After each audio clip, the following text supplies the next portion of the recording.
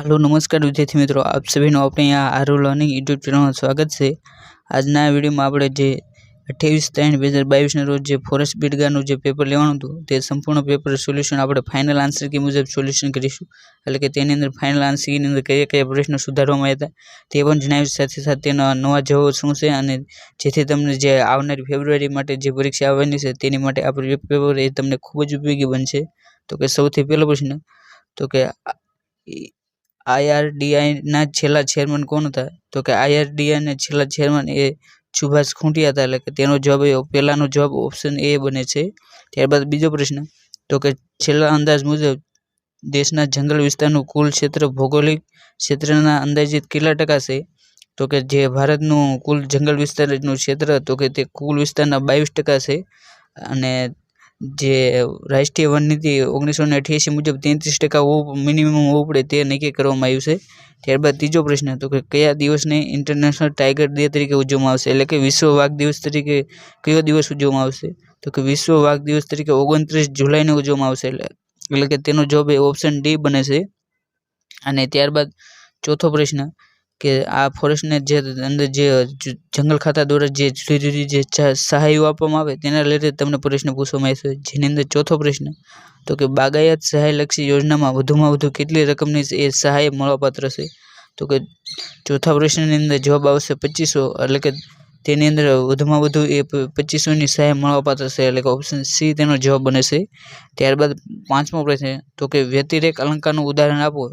તો કે આની અંદરથી જે 4 ઓપ્શન આપ્યા છે અને અહીં તમને ચોથો ઓપ્શન તો આવેલ એક પૈકી એક પણ નથી, પરંતુ 3 ઓપ્શનમાંથી કયો એ વ્યતિરેક અલંકારનું ઉદાહરણ છે? વ્યતિરેક અલંકાર એટલે કે જેની અંદર વાત એ વધારે પડતી કરી હોય, તો કે તેની અંદર જવાબ આવશે એ ઓપ્શન બી, એટલે કે કાશ્મીર એ સ્વર્ગ કરતાં સુંદર છે। એટલે કે કાશ્મીરને સ્વર્ગથી પણ સુંદર કહી દેવામાં આવ્યું છે, માટે તે એ વ્યતિરેક અલંકારનું ઉદાહરણ છે। છઠ્ઠો પ્રશ્ન કે વનોને કાપવા પર સંપૂર્ણ પ્રતિબંધ મૂકનાર વિશ્વનો પ્રથમ દેશ કયો છે? તો કે વનોને કાપવા પર સંપૂર્ણ પ્રતિબંધ મૂકનાર વિશ્વનો પ્રથમ દેશ છે નોર્વે છે, એટલે કે ઓપ્શન એ તેનો જવાબ બને છે। ત્યારબાદ સાતમો પ્રશ્ન, તો કે ગુજરાતી સાહિત્યમાં જાણીતા એવા કોનું ઉપનામ એ ઘાયલ છે? એટલે કે કયા કવિનું ઉપનામ એ ઘાયલ છે? તો કે ઘાયલ ઉપનામ એ અમૃતલાલ ભટ્ટ, એટલે કે ઓપ્શન એ તેનો જવાબ બને છે। ત્યારબાદ આઠમો પ્રશ્ન, તો કે 10 રૂપિયાના સિક્કાની કુલ સપાટીનું ક્ષેત્રફળ શોધવા માટે એ કયા સૂત્રનો ઉપયોગ કરવો પડે? એટલે કે તમને અહીં એ જે ક્ષેત્રફળ અને ઘનફળના જે દાખલા હોય તો કે તેની અંદરથી આપવામાં આવ્યું છે, તો કે તેની અંદર જવાબ બને છે 2πr r+s, એટલે કે તે ઓપ્શન સી તેનો જવાબ બને છે। અને જો તમને પૂછે કે 10 રૂપિયાનો સિક્કો તો કે તે કયા પ્રકારનો આકાર ધરાવે? તો કે તેનો આકાર એ નળાકારનો હોય છે, માટે તમારે તે પણ ખાસ યાદ રાખવું। અને ત્યારબાદ નવમો પ્રશ્ન કે રૂઢિપ્રયોગનો અર્થ આપો। રૂઢિપ્રયોગનો અર્થ આપો તો કે દાણો ચાપી જોવો, તો કે તેનો રૂઢિપ્રયોગનો અર્થ થાય છે પ્રયત્ન કરી જોવો, એટલે ઓપ્શન ડી તેનો જવાબ બને છે। અને ત્યારબાદ 10મો પ્રશ્ન, તો કે નીચે આપેલ વાક્યમાંથી રેખાંકિત ક્રિયા વિશેષણનો પ્રકાર જણાવો। એટલે કે અનિતાએ ધડામ દઈને બારણું બંધ કર્યું અને અહીં ધડામ દઈને તેની નીચે રેખા કરવામાં આવી છે, તો કે તે કયો ક્રિયા વિશેષણ દર્શાવશે? તો કે તે રીતવાચક એ ક્રિયા વિશેષણ દર્શાવશે, એટલે ઓપ્શન ડી તેનો જવાબ બને છે। 11મો પ્રશ્ન, તો કે નીચેનામાંથી કયું ઉપપદ સમાસનું ઉદાહરણ નથી? તો કે જે 4 વિકલ્પો આપ્યા છે તો કે તેની અંદરથી તમારે જે ઉપપદ સમાસનું ઉદાહરણ ન હોય તે ગોતવાનું છે, તો કે તેની અંદર જવાબ આવશે ઓપ્શન સી, એટલે કે આગબોટરું તે ઉપપદ સમાસનું ઉદાહરણ નથી। ત્યારબાદ 12મો પ્રશ્ન, તો કે નીચે આપેલ કહેવતનો સાચો અર્થ આપો। તો કે જે અન્ન આહારે ને ઘી વારે, તો કે તે કહેવતનો તમારે સાચો અર્થ જણાવવાનો છે, તો કે તેનો સાચો અર્થ થાય છે દરેક વસ્તુ પ્રમાણસર શોભે, એટલે કે ઓપ્શન સી તેનો જવાબ બને છે। અને ત્યારબાદ 13મો પ્રશ્ન કે બારમાસીનો ઔષધીય ઉપયોગ નીચે પૈકી કયો છે? એટલે કે જે બારમાસી નામનો જે છોડ હોય તો કે તેનો ઔષધીય ઉપયોગ શું થાય છે? તો કે તેનો ઔષધીય ઉપયોગ થાય છે કે બારમાસીના ફૂલવાળી ચા પીવાથી બ્લડ પ્રેશર બેચેની તરત દૂર થાય છે, એટલે કે બ્લડ પ્રેશરની જે બેચેની હોય તે તરત દૂર થાય છે, એટલે ઓપ્શન એ તેનો જવાબ બને છે। અને ત્યારબાદ 14મો પ્રશ્ન, તો કે નીચે આપેલ વિકલ્પોમાંથી તમારે સાચો વિકલ્પ પસંદ કરવાનો છે, એટલે કે જેની અંદર તમને છંદના ઉદાહરણ આપવામાં આવે છે, તો કે તેની અંદરથી જે તમારે સાચો વિકલ્પ હોય તો કે તે પસંદ કરવાનો છે, તો કે 14મા પ્રશ્નની અંદર સાચો વિકલ્પ થાય છે ઓપ્શન બી, એટલે કે ખાટી છાશે ભીજાવી ગગરી કળિયા માંજી સોને મીઠી દે તે તઘરા સંતનું ઉદાહરણ છે, એટલે ઓપ્શન બી તેનો જવાબ બને છે। અને ત્યારબાદ 15મો પ્રશ્ન કે સોનેટ બાબતે નીચેનામાંથી કયા વિધાનો એ સુસંગત છે, એટલે કે સુસંગત એટલે કે સાચા છે? તો કે તેની અંદર પહેલું વિધાન તો કે સોનેટ સાહિત્ય પ્રકારનો ઉદ્ભવ ઇટાલીથી થયો હતો, એટલે કે સોનેટનો ઉદ્ભવ એ ઇટાલીથી થયો છે. ત્યારબાદ એ સાચું તો કે સોનેટને સૌપ્રથમ ગુજરાતીમાં લખવાની પરંપરા એ બકો ઠાકોર દ્વારા કરવામાં આવી હતી, તો કે તે વિધાન પણ સાચું છે. અને ત્યારબાદ ત્રીજું તો કે શેક્સપિયર સોનેટ એ 4 પંક્તિના 3 વિભાગો અને છેલ્લા 2 પંક્તિમાં અંત આવે છે, તો કે તે પણ સાચું છે, એટલે ઓપ્શન ત્રીજું વિધાન પણ સાચું છે.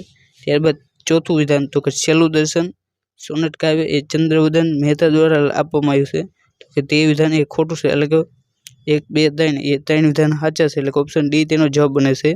16મો પ્રશ્ન કઈ 2 આધુનિક ટૂંકી વાર્તાઓ છે, એટલે કે નીચે જે 4 કૃતિઓ આપવામાં આવી છે, તો કે તમારે તે આધુનિક ટૂંકી વાર્તાઓ ગોતવાની છે, તો કે તેની અંદર જવાબ આવશે ઓપ્શન ડી, એટલે કે 1 અને 2, એટલે કે અતિગમન અને આ ઘેર પહેલે વાર એ 2 ટૂંકી વાર્તાઓ છે, જ્યારે બીજી 2 એ ટૂંકી વાર્તાઓ નથી.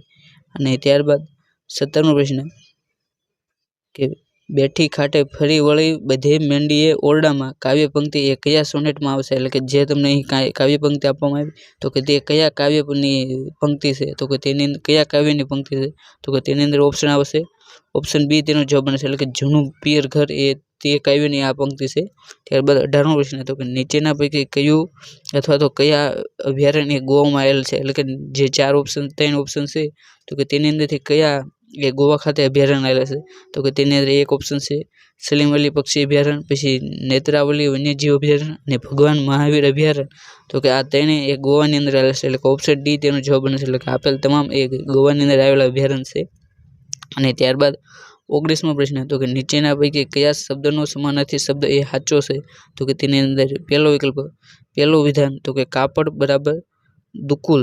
ત્યારબાદ બીજું વિધાન તો કે કાપડ બરાબર રતિપતિ, તો કે તેની અંદરથી કયો સાચો પડે છે, તો 19મા પ્રશ્નની અંદર 1 અને બંને, એટલે કે ઓપ્શન સી તેનો જવાબ બનશે, એટલે કે 1 અને 2 બંને સાચા છે. અને ત્યારબાદ 20મો પ્રશ્ન કે નીચે પૈકી સૌથી મોટી સંખ્યા કઈ છે, એટલે કે તમને જે 4 વિકલ્પો આપવામાં આવે છે, તો કે તેની અંદરથી તમારે સૌથી મોટી સંખ્યા હોય તે ગોતવાની છે, તો કે તેની અંદર જવાબ બને છે ઓપ્શન ડી, એટલે કે 6/23 એ સૌથી મોટી સંખ્યા છે. અને ત્યારબાદ 21મો પ્રશ્ન તો કે લાકડા આધારિત ઉદ્યોગો માટે નીચેના પૈકી એ કયું વિધાન સાચું છે, એટલે કે જે લાકડા આધારિત જે ઉદ્યોગ કરતા હોય તો કે તેની માટે એ કયું વિધાન સાચું છે, તો કે તેની અંદર ઓપ્શન એ જવાબ બને છે, એટલે કે આયાતી લાકડા આધારિત ઉદ્યોગને લાયસન્સ મેળવવા માટે મુક્તિ આપવામાં આવી છે, એટલે ઓપ્શન એ તેનો જવાબ બને છે. અને ત્યારબાદ 22મો પ્રશ્ન કે પરોપજીવી વનસ્પતિ એ ખાલી જગ્યા છે, એટલે કે જે 4 ઓપ્શન આપવામાં આવે છે, તો કે તેની અંદર કઈ વનસ્પતિ એ પરોપજીવી છે, તો કે તેની અંદર જવાબ આવશે અમરવેલ, એટલે કે ઓપ્શન ડી તેનો જવાબ બને છે. પરંતુ જો તમને પૂછે કે કઈ વનસ્પતિ એ અપુષ્પ વનસ્પતિ છે, તો કે તેની અંદર હંસરાજ આવે. ત્યારબાદ 23મો પ્રશ્ન તો કે જળ પ્રદૂષણને મુખ્યત્વે કેટલા ભાગમાં વહેંચી શકાય છે, એટલે કે જળ પ્રદૂષણ એટલે કે પાણીનું અંદર જે પ્રદૂષણ કરવામાં આવે તો કે તેને કેટલા ભાગમાં વહેંચી શકાય, તો કે 23મા પ્રશ્નની અંદર જવાબ આવશે ઓપ્શન સી, એટલે કે 4 ભાગમાં વહેંચી શકાય છે. અને ત્યારબાદ 24મો પ્રશ્ન તો કે નીચેના પૈકી કયું એ ધતુરા માટે સાચું છે, એટલે કે તમને અહીં ધતુરાનો ઉપયોગ પૂછવામાં આવશે, એટલે કે ધતુરાનો ઉપયોગ એ કયા ખાતે કરવામાં આવશે, તો કે તેની અંદર ઓપ્શન સી સાચો છે, એટલે કે ધતુરાનો ઉપયોગ એ બાહ્ય ઉપચારમાં સોજો ઉતારવા માટે કાળા ધતુરાનો ઉપયોગ કરવામાં આવશે, એટલે કે તમને તે પણ પૂછાય છે કે બાહ્ય પ્રકારના સોજા ઉતારવા માટે કયા ધતુરાનો ઉપયોગ કરવામાં આવશે, તો કે તેની અંદર કાળો ધતુરાનો ઉપયોગ કરવામાં આવશે. અને ત્યારબાદ 25મો પ્રશ્ન કે લાકડા વહેરવાની સરકારી મિલ એ ક્યાં આવેલી છે, એટલે કે જે 3 ઓપ્શન આપવામાં આવ્યા છે, તો કે તેની અંદરથી લાકડા વહેરવાની મિલ એ ક્યાં આવેલી છે, તો કે લાકડા વહેરવાની મિલ એ સરકારી મિલ એ વધી ખાતે આવેલી છે. અને ત્યારબાદ 26મો પ્રશ્ન તો કે તમારે શ્રેણી પૂરી કરવાની છે, જેની અંદર 3, 5, 5, 15, 9, 60, 15, 300 અને ખાલી જગ્યા, તો કે તે ખાલી જગ્યાની અંદર કઈ પ્રકારની કિંમત આવે, તો કે તે શ્રેણી પૂરી રેઝિંગનો દાખલો પૂછવામાં આવે છે, તો કે 26મા પ્રશ્નની અંદર અહીં જવાબ આવશે ઓપ્શન સી, એટલે કે 23 જવાબ આવશે. અને ત્યારબાદ 27મો પ્રશ્ન તો કે ટોપલા, ટોપલી, કાગળ અને રેયોન એ કયા લાકડામાંથી બનાવવામાં આવશે, તો કે ટોપલા, ટોપલી, કાગળ અને રેયોન એ વાંસમાંથી બનાવવામાં આવશે, એટલે ઓપ્શન ડી તેનો જવાબ બને છે. અને ત્યારબાદ 28મો પ્રશ્ન તો કે કઈ આયુર્વેદિક ઔષધિને માતૃતુલ્ય હિતકારી ગણવામાં આવશે, એટલે કે 28મા પ્રશ્નની અંદર જવાબ આવશે ઓપ્શન સી, એટલે કે હરડેને માતૃતુલ્ય હિતકારી ગણવામાં આવશે? એટલે ઓપ્શન સી તેનો જવાબ બને છે. અને ત્યારબાદ 29મો પ્રશ્ન કે પ્લુમેરિયા એ કોનું વનસ્પતિ શાસ્ત્રીય નામ છે? એટલે કે તમને અહીં જે વનસ્પતિ શાસ્ત્રનું જે વૈજ્ઞાનિક નામ હોય તે પૂછવામાં આવે છે, જેની અંદર પ્લુમેરિયા તો કે તે કઈ વનસ્પતિનું નામ છે? તો કે 29મા પ્રશ્નની અંદર જવાબ આવશે ચંપો. એટલે કે પ્લુમેરિયા એ ચંપાનું વનસ્પતિ શાસ્ત્રક નામ છે. અને ત્યારબાદ 30મો પ્રશ્ન કે વન વિભાગની લોક કલ્યાણ યોજના હેઠળ છાત્રાલયોને બળતણના લાકડા એ કેટલા ટકાના રાહત દરે આપવામાં આવે છે? એટલે કે તમને આ એક સરકારી યોજના વન વિભાગ દ્વારા જે સરકારી વન ખાતા દ્વારા જે જુદી જુદી જે યોજનાઓ ચલાવવામાં આવે તો તેના રિલેટેડ સવાલ પૂછવામાં આવશે, જેની અંદર વન વિભાગની એ લોક કલ્યાણ યોજના હેઠળ છાત્રાલયોને બળતણના લાકડા એ કેટલા ટકાના રાહત દરે આપવામાં આવશે? તો કે તેની અંદર જવાબ આવશે ઓપ્શન સી, એટલે કે 50% દરે રાહત તે લાકડા આપવામાં આવશે. અને ત્યારબાદ 31મો પ્રશ્ન તો કે વન વિભાગની લોક કલ્યાણ યોજના હેઠળ ધીમી ગતિથી વધતા વૃક્ષોના વાવેતરમાં પ્રથમ વર્ષે યુનિટ દીઠ એ કેટલી સહાય આપવામાં આવશે? તો કે 31મા પ્રશ્નની અંદર જવાબ આવશે ઓપ્શન સી, એટલે કે 47ની સહાય આપવામાં આવશે. ત્યારબાદ 32મો પ્રશ્ન તો કે જમીન તેના ઉદ્ભવ સ્થાનથી સ્થળાંતર થઈને અન્યત્ર પથરાય તેવા સંજોગોમાં તેના ઘસારાના પરિબળો નીચેના પૈકી ક્યાં હોઈ શકે? એટલે કે એક સ્થળેથી જમીન એ બીજા સ્થળે પથરાય તો કે તેના માટેના એ પરિબળ કયા હોય? તો કે તેની અંદર 32મા પ્રશ્નની અંદર જે પરિબળ એટલે કે જમીનને એક સ્થળેથી બીજા સ્થળે સ્થળાંતર કરવાના પરિબળોની અંદર નદી પણ હોય, પવન પણ હોય અને હિમનદી પણ હોય. તો આપેલ તમામ તેના પરિબળો ઓપ્શન ડી તેનો જવાબ બને છે.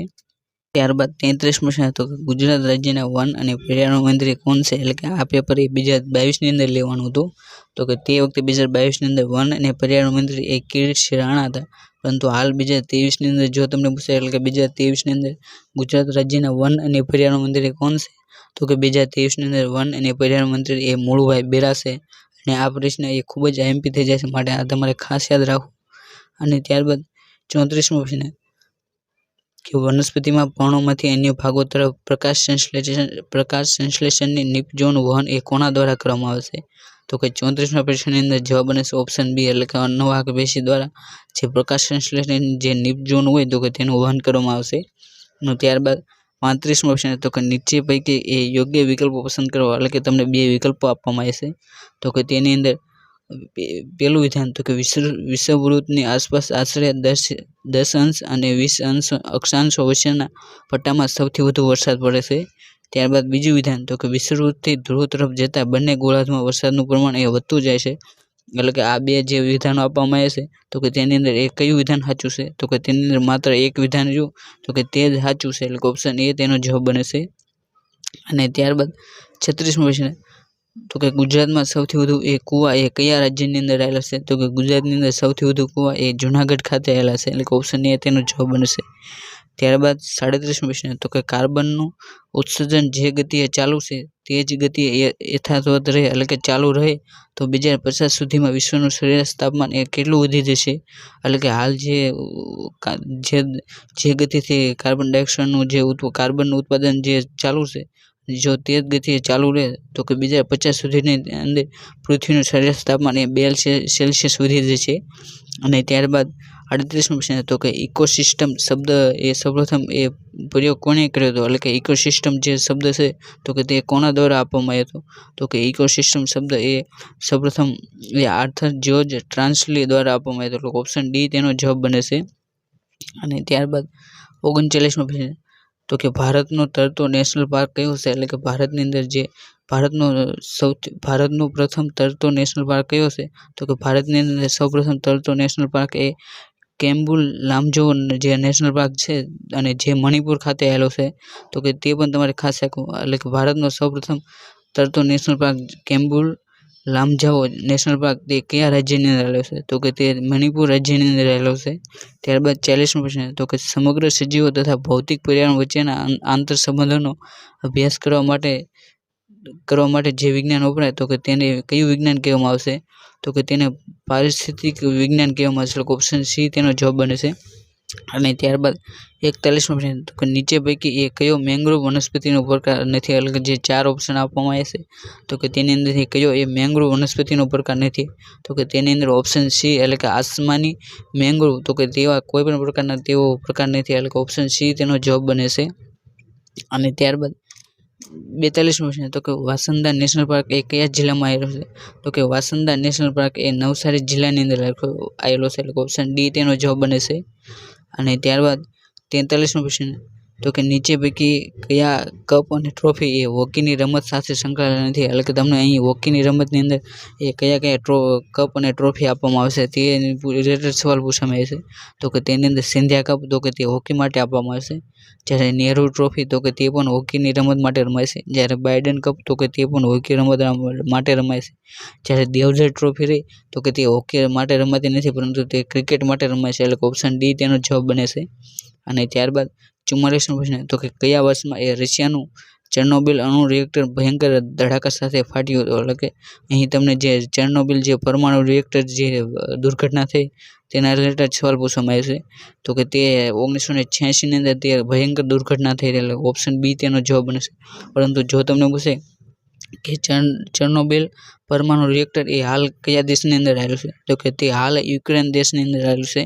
અને ત્યારબાદ 45મો પ્રશ્ન તો કે આઝાદી કા અમૃત મહોત્સવ India @ 75નું ઉદ્ઘાટન એ ક્યારે કરવામાં આવ્યું હતું, તો કે આઝાદી કા અમૃત મહોત્સવનું ઉદ્ઘાટન એ 12 માર્ચ 2021ની અંદર કરવામાં આવ્યું હતું, એટલે ઓપ્શન એ તેનો જવાબ બને છે.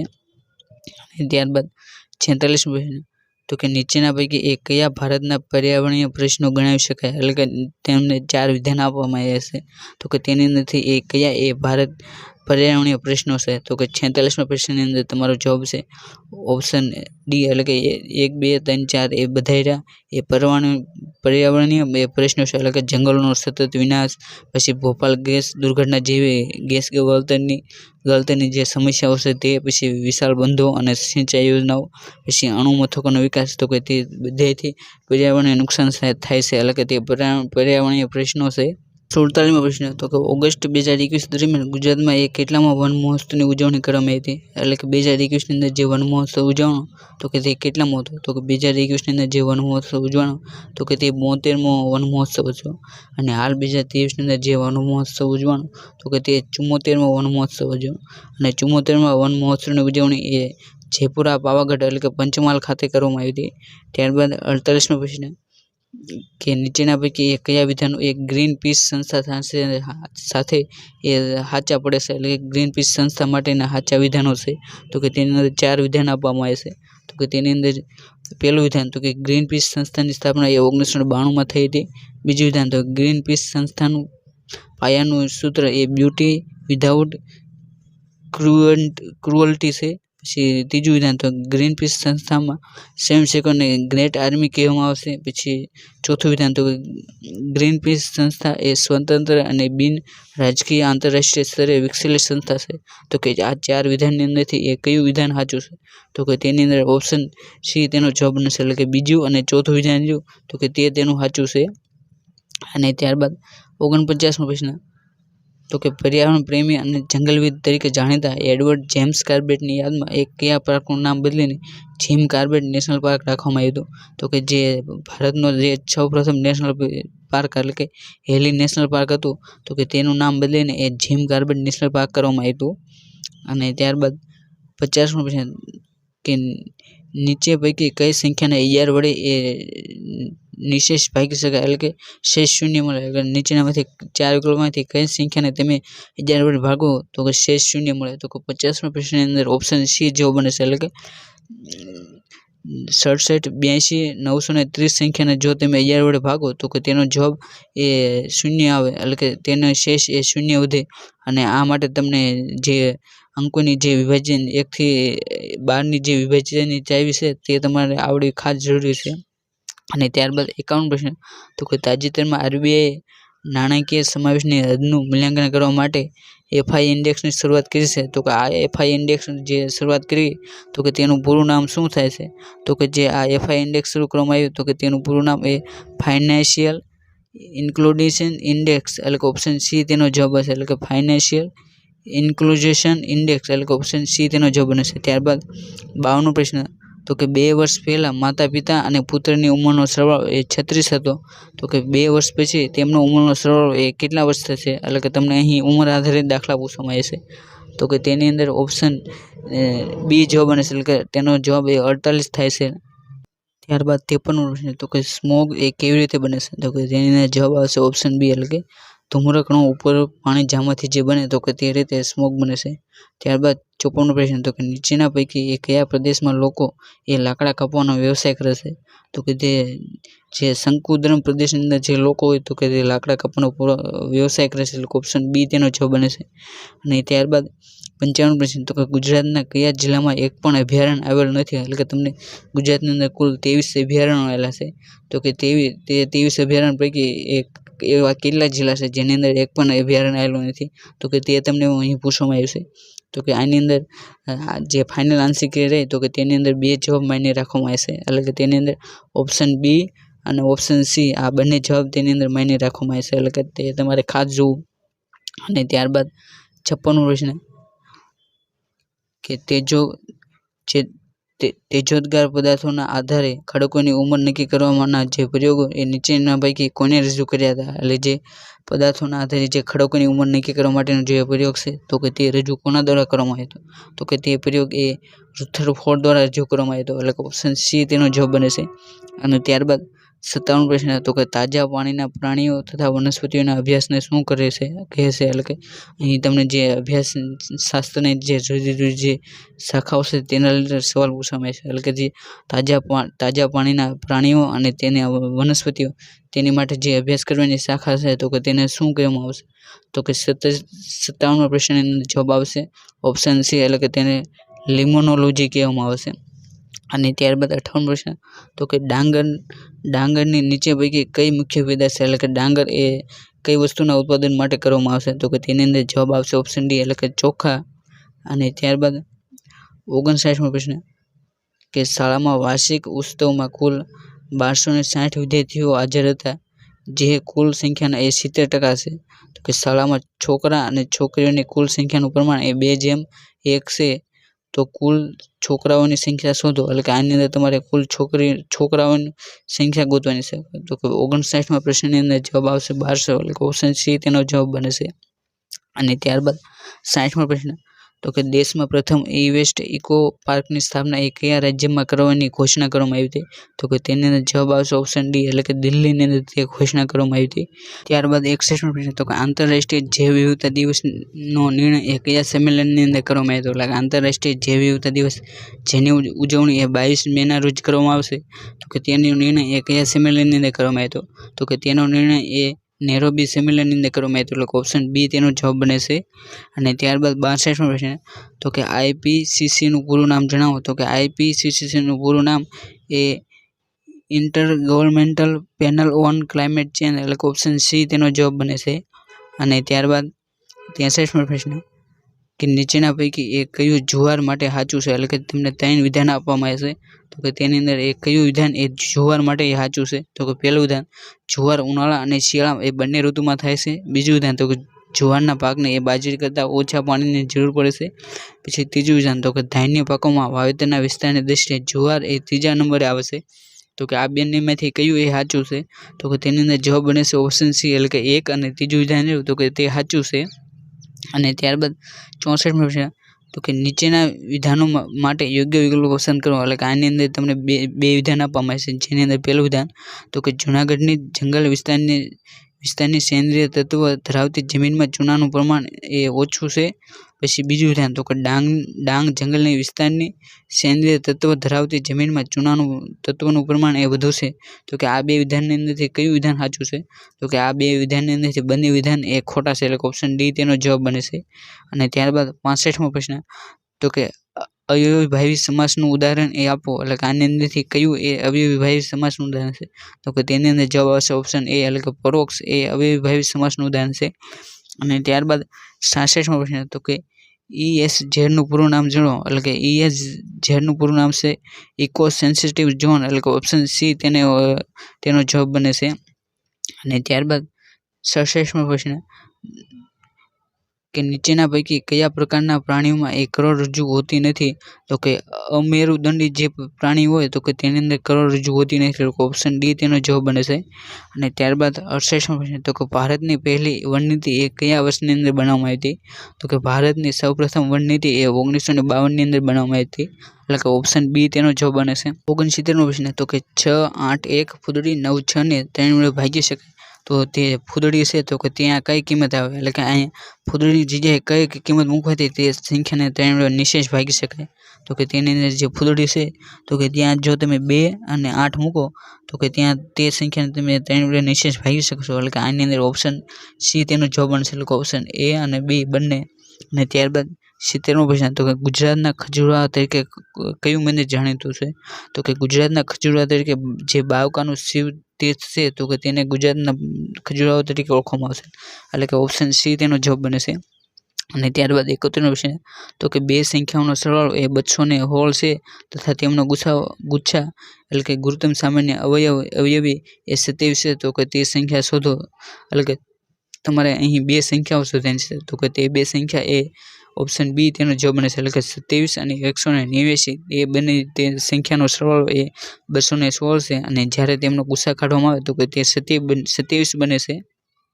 અને ત્યારબાદ 72મો પ્રશ્ન તો કે નીચે પૈકી એ કયું વિધાન સાચું છે? એટલે કે તમને અહીં 3 વિધાન આપવામાં આવે છે તો કે તેની અંદર એ કયું વિધાન સાચું છે?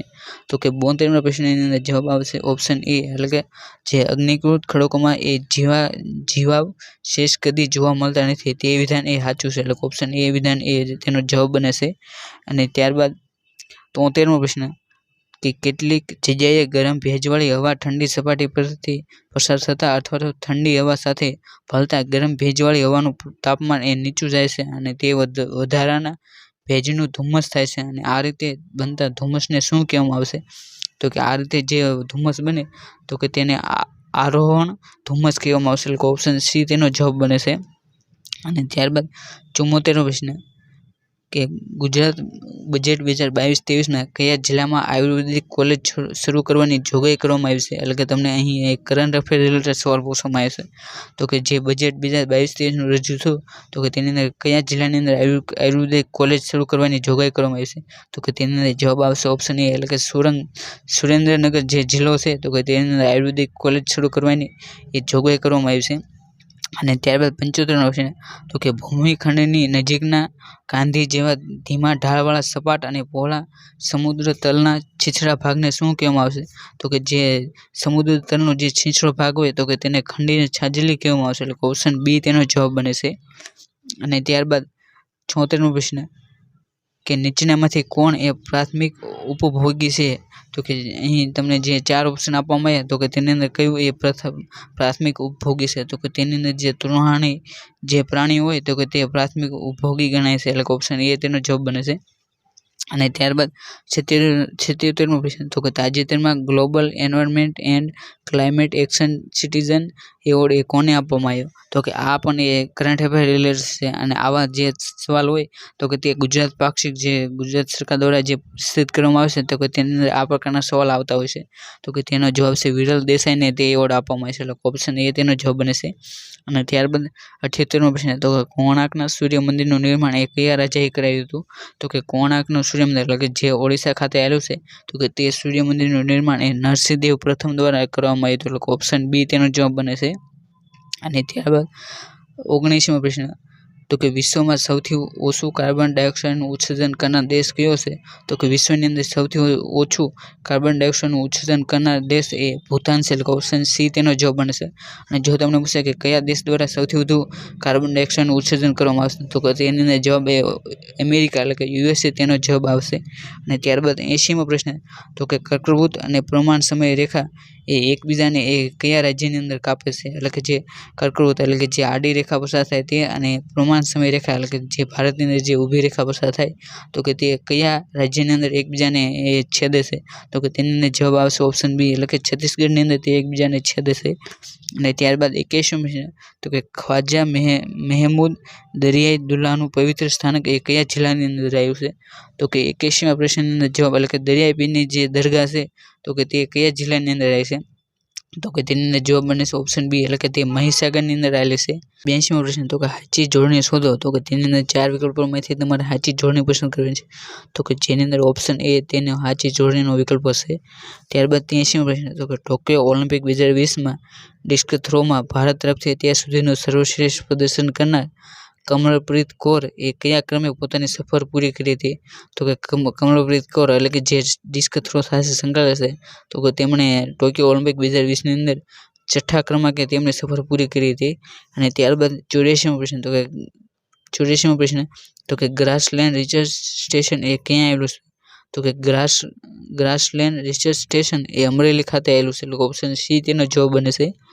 અને ત્યારબાદ 85મો પ્રશ્ન તો કે ભારતનું સૌપ્રથમ અનાજ એટીએમ એ ક્યાં શરૂ કરવામાં આવ્યું હતું તો કે ભારતનું સૌપ્રથમ અનાજ એટીએમ એ હરિયાણાના ગુરુગ્રામ ખાતે કરવામાં આવ્યું હતું એટલે કે ઓપ્શન બી તેનો જવાબ બને છે। અને ત્યારબાદ 86મો પ્રશ્ન તો કે ગુજરાતમાં આરટીઆઈ એક્ટ એ ક્યારથી અમલ કરવામાં આવ્યો હતો એટલે કે જે આરટીઆઈ એક્ટ 2005 છે જેનો ભારતની અંદર અમલ એ 12 ઓક્ટોબર 2005ની અંદર કરવામાં આવ્યો હતો તો કે તેનો ગુજરાતની અંદર અમલ ક્યારે થયો હતો તો કે તેનો ગુજરાતની અંદર અમલ એ 22 માર્ચ 2010ની અંદર થયો હતો ઓપ્શન ડી તેનો જવાબ બને છે। ત્યારબાદ 87મો પ્રશ્ન તો કે કોઈપણ વર્ષમાં 53 રવિવાર આવવાની સંભાવના કેટલી છે તો કે કોઈપણ વર્ષની અંદર 53 રવિવાર આવવાની સંભાવના એ 3/7 એટલે કે ઓપ્શન સી તેનો જવાબ બને છે। અને ત્યારબાદ 88મો પ્રશ્ન તો કે કાર્બન ચક્ર અપૂર્ણ રહેવા પર નીચેના પૈકી એ કયા એ પ્રભાવ પડે છે તો કે તેની અંદર એટલે કે તમને જે કાર્બન ચક્ર હોય તો કે જે અપૂર્ણ રહે તો કે તેની અંદર તેના લીધે એ કયા પ્રકારના પ્રભાવ જોવા મળે છે તો કે તેની અંદર જવાબ બને છે આપેલ તમામ એટલે કે તેની અંદર પારિતંત્ર સંકટ પછી વર્ષા પર પ્રભાવ અને તાપમાનનો વધારો આ 3 પ્રકારના પ્રભાવ જોવા મળે છે। 89મો પ્રશ્ન તો કે 2 અંકની સંખ્યાના અંકોના સરવાળાને 4 વડે ગુણતા તે સંખ્યા બને અને જો તે સંખ્યામાં 27 ઉમેરવામાં આવે તો અંકોના સરવાળાની 7 ગણા જેટલી રકમ થઈ જાય તો તે સંખ્યા કઈ છે તો કે તેને જવાબ આવશે ઓપ્શન સી એટલે કે 36 જવાબ આવશે। અને ત્યારબાદ 90મો પ્રશ્ન તો કે ગુજરાત સરકારની ગુજરાત નિરામય યોજનાનો પ્રારંભ એ ક્યાંથી કરવામાં આવ્યો તો કે ગુજરાત સરકાર દ્વારા જે ગુજરાત નિરામય યોજના ચલાવવામાં આવે તો કે તેનો પ્રારંભ એ પાલનપુર ખાતેથી કરવામાં આવ્યો હતો એટલે ઓપ્શન બી તેનો જવાબ બને છે। અને ત્યારબાદ 91મો પ્રશ્ન તો કે ક્યોટો પ્રોટોકોલ વિશે એ ખરા વિધાનો પસંદ કરો એટલે કે ક્યોટો પ્રોટોકોલ માટે જે સાચા વિધાનો છે તો કે તે પસંદ કરવાના છે તો કે તેને વિધાન 1 તો કે ક્યોટો પ્રોટોકોલ એ ગ્રીન હાઉસ ગેસને નિયંત્રિત કરવા માટે અસ્તિત્વમાં આવેલ બંધનકર્તા સમજૂતી છે। પછી બીજું વિધાન ભારતે 26 ઓગસ્ટ 2000ના રોજ ક્યોટો પ્રોટોકોલની સમજૂતીને માન્યતા આપી। પછી ત્રીજું વિધાન તો કે ક્યોટો પ્રોટોકોલ ભારતમાં 16 જાન્યુઆરી 2005થી લાગુ કરવામાં આવ્યો છે તો કે આ બંનેમાંથી આ 3 વિધાનમાંથી એ કયા વિધાનો સાચા છે તો કે તેની અંદર વિધાન 1 અને 2 વિધાન તે બંને સાચા છે એટલે કે ઓપ્શન એ તેનો જવાબ બને છે એટલે કે જે ત્રીજું વિધાન છે તો કે તે ખોટું છે। અને ત્યારબાદ 92મો પ્રશ્ન તો કે રાષ્ટ્રીય પ્રાણી આનુવંશિક સંસાધન બ્યુરોનું મુખ્ય મથક એ ક્યાં આવેલું છે એટલે કે તમને અહીં જે પર્યાવરણ ખાતાની જે જુદી જુદી જે સંસ્થાઓ છે તેના માટે પૂછવામાં આવ્યું છે જેની અંદર રાષ્ટ્રીય પ્રાણી આનુવંશિક સંસાધન બ્યુરોનું મુખ્ય મથક એ કરનાલ ખાતે આવેલું છે ઓપ્શન બી તેનો જવાબ બને છે। અને ત્યારબાદ 93મો પ્રશ્ન તો કે કોઈ સંખ્યાના 37.5% એ 450 આવે તો તે સંખ્યાના 87.5% એ કેટલા થાય તો કે 93મો પ્રશ્નની અંદર જવાબ બને છે ઓપ્શન બી એટલે કે 1050 તેનો જવાબ બને છે। અને ત્યારબાદ 94મો પ્રશ્ન તો કે પાનમાં નાખવામાં આવતો કાથો એ કયા વૃક્ષમાંથી તૈયાર કરવામાં આવશે એટલે કે તમને અહીં જે કાથો હોય તો કે તે કયા વૃક્ષમાંથી મેળવવામાં આવશે તો કે કાથો એ ખેર નામનો જે વૃક્ષ હોય તો કે તેની અંદરથી મેળવવામાં આવશે। ત્યારબાદ 95મો પ્રશ્ન તો કે ગુજરાત રાજ્યના વન અને પર્યાવરણ વિભાગ દ્વારા વન્ય પ્રાણીઓના હુમલાથી ગાય અને ભેંસના મૃત્યુના કિસ્સામાં પ્રત્યેક પશુ દીઠ પહેલા તેની સહાય આપવામાં આવતી તો કે તે વધારીને કેટલી કરવામાં આવી છે એટલે કે જે વાઘ અને સિંહ જેવા જે પ્રાણીઓ દ્વારા જે હુમલો કરવામાં આવે અને તેની અંદર જે ગાય અને ભેંસનું જે મૃત્યુ થાય તો કે તેની અંદર જે સરકાર દ્વારા સહાય આપવામાં આવે તો કે તેની અંદર વધારો કરવામાં આવે છે તો કે પહેલાં એ 30,000ની સહાય આપવામાં આવતી પરંતુ હાલ તે સહાય વધારીને 40,000 કરવામાં આવી છે એટલે ઓપ્શન સી તેનો જવાબ બને છે। અને ત્યારબાદ 96મો પ્રશ્ન તો કે નીચે આપેલ સંખ્યાઓ ચોક્કસ સંબંધ ધરાવશે તો કે કોઈ એક અલગ પડતી સંખ્યા કઈ છે તો કે આની અંદર જે 4 વિકલ્પ આપવામાં આવ્યા છે તો કે તેની અંદરથી 3 વિકલ્પ એ એક સરખો સંબંધ ધરાવશે, જ્યારે એક વિકલ્પ એક અલગ પડે છે તો કે તેની અંદર જવાબ આવશે ઓપ્શન ડી એટલે કે 9842 તે સંખ્યા અલગ પડે છે. અને ત્યારબાદ 97મો પ્રશ્ન તો કે તાજેતરમાં વઢવાણા તળાવને રામસર સાઇટનો દરજ્જો આપવામાં આવ્યો છે તો કે આ વઢવાણા તળાવનું નિર્માણ એ કોણે કરાવ્યું હતું તો કે જે વઢવાણા તળાવ એટલે કે જે ડભોઈ ખાતે આવેલું છે તો કે તે વઢવાણા તળાવનું નિર્માણ એ સયાજીરાવ ગાયકવાડ ત્રીજા દ્વારા કરવામાં આવ્યું હતું. અને ત્યારબાદ 98મો પ્રશ્ન તો કે યોગ્ય વિકલ્પો પસંદ કરો એટલે કે તેની અંદર તમને અહીં ક્રાંતિ આપવામાં આવી છે અને તે કયા ક્ષેત્ર સાથે સંકળાય તે આપવામાં આવી છે તો કે તેની અંદર ગોળ ક્રાંતિ તો કે તે બટેકા ખાતે છે એટલે કે પહેલા વિકલ્પની અંદર એ સામે 5મું તો કે એ સામે 5 તો તે બધી વિકલ્પની અંદર છે. ત્યારબાદ સવર્ણ ક્રાંતિ તો કે તે ફળ અને બાગાયત ખાતે છે એટલે કે બીજાની અંદર પહેલું તો કે તે બે વિકલ્પની અંદર એટલે બે વિકલ્પ નીકળી ગયા. અને ત્યારબાદ છીએ તો કે ઇન્દ્રધનુષ ક્રાંતિ તો કે તે કૃષિ સંબંધિત સમસ્ત ક્રાંતિ છે એટલે કે ઓપ્શન ચોથા સાથે જોડાય છે એટલે કે ઓપ્શન એ તેનો જવાબ બનશે. એટલે કે અહીં પહેલા સાથે એટલે ગોળ ક્રાંતિ એ બટેકા સાથે, પછી સવર્ણ ક્રાંતિ એ ફળ અને ફળ ઉત્પાદન ખાતે, પછી ઇન્દ્રધનુષ ક્રાંતિ એ કૃષિ સંબંધિત સમસ્ત ક્રાંતિ છે, પછી હરિત ક્રાંતિ તો કે તે ખાદ્યાન્ન એટલે કે ઓપ્શન ડી ક્રાંતિ એ ત્રીજા સાથે જોડાય છે એટલે કે આ રીતે ઓપ્શન એ તેનો જવાબ બને છે. અને ત્યારબાદ 99મો પ્રશ્ન તો કે ભારતમાં સૌથી ઓછા પ્રવાલદ્વીપ એ કયા ક્ષેત્રની અંદર આવેલા છે તો કે ભારતની અંદર સૌથી ઓછા પ્રવાલદ્વીપ એ આંદામાન નિકોબાર સમૂહની અંદર આવેલા છે. અને જો તમને પૂછે કે ભારતની અંદર કયા ક્ષેત્રની અંદર પ્રવાલદ્વીપ આવ્યા છે તો કે તેની અંદર કચ્છનો ખાત, મન્નારની ખાડી, લક્ષદ્વીપ અને આંદામાન નિકોબાર આ 4 જવાબ આવે, માટે તમારે આ પણ ખાસ જોવું. અને ત્યારબાદ 6મો પ્રશ્ન તો કે નીચે પૈકી કયું વિધાન એ સાચું છે તો કે તેની અંદર જે 3 વિધાન આપવામાં આવ્યા છે 3 વિકલ્પો તો કે તેની અંદરથી કયો વિકલ્પ એ સાચો છે તો કે તેની અંદર ઓપ્શન સી વિકલ્પ એટલે કે શુદ્ધ પાણી કરતાં સમુદ્ર જળની વીજવાહકતા વધારે છે તો કે તે વિકલ્પ એ સાચો બને છે એટલે કે ઓપ્શન સી તેનો જવાબ બને છે. આજના આ વિડીયોમાં આપણે ફોરેસ્ટ બીટગાર્ડનું જે 28/3/2022ની અંદર જે પેપર લેવાનું તે સંપૂર્ણ 100 પ્રશ્નોનું સોલ્યુશન કર્યું. અને આવા જે આપણી ચેનલની અંદર જે ફોરેસ્ટ બીટગાર્ડના જે જૂના પેપર લેવાના જેની અંદર એક પેપર એ 7/7/2013ની અંદર લેવાનું હતું તે પેપરનો વિડીયો મૂકી દેવામાં આવ્યો છે.